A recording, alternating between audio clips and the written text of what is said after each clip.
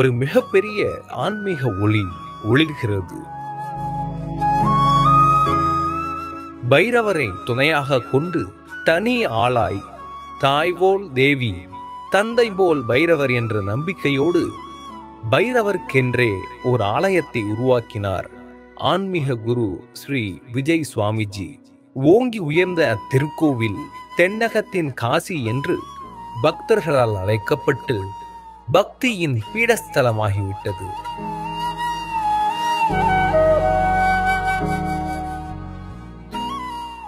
ஸ்ரீ விஜய் சுவாமிஜி மௌனத்தில் உரையாடும் ஆன்மீக சித்தன், பார்வையில் கருணையும் பக்தியில் பரிபூர்ண அருளும் கொண்டவர்.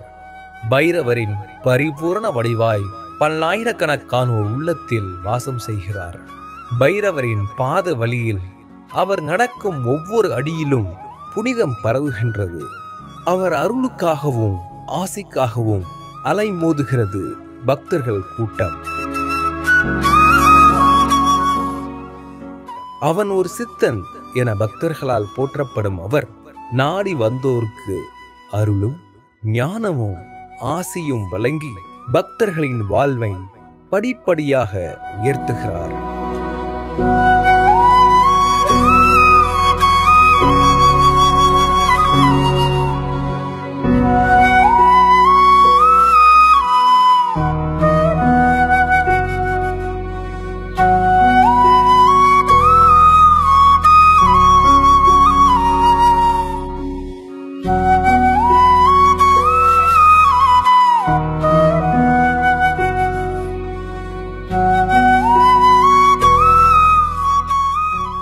குருஜியை பார்க்குறப்ப நாங்கள் சாமியை பார்த்து ஒரு ஆசீர்வாதம் வாங்கினா எப்படி இருக்குமோ அதே மாதிரி அவர் பார்வையை அவர் எங்களை பார்க்குறாரோ இல்லையோ நாங்கள் அவரை பார்த்தாவே எங்களுக்கு வந்து ஒரு பூர்ண திருப்தி கிடைக்குது.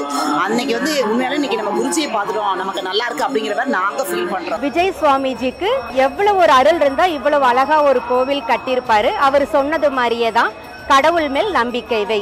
விஜய் சுவாமிகள் வந்து கோயில் கட்டணும் அப்படின்ற எண்ணம் வந்து அவருக்கு வந்திருக்கு அப்படின்னா அவரை வந்து இந்த தானம் செய்யக்கூடிய அந்த எண்ணம் இதெல்லாம் ஒரு உயரிய மனுஷங்களுக்கு தான் தோணும்.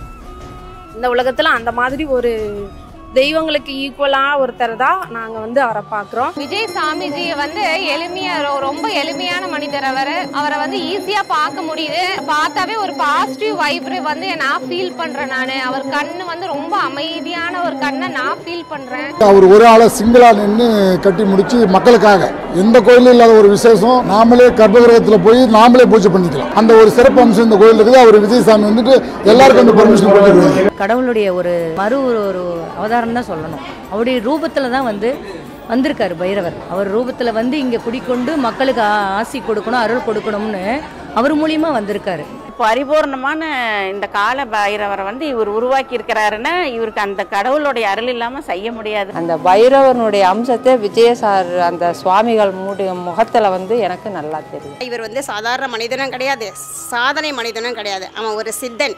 அதனால தான் இந்த அளவுக்கு இவ்வளோ பெரிய விஷயத்த செய்ய முடியாது.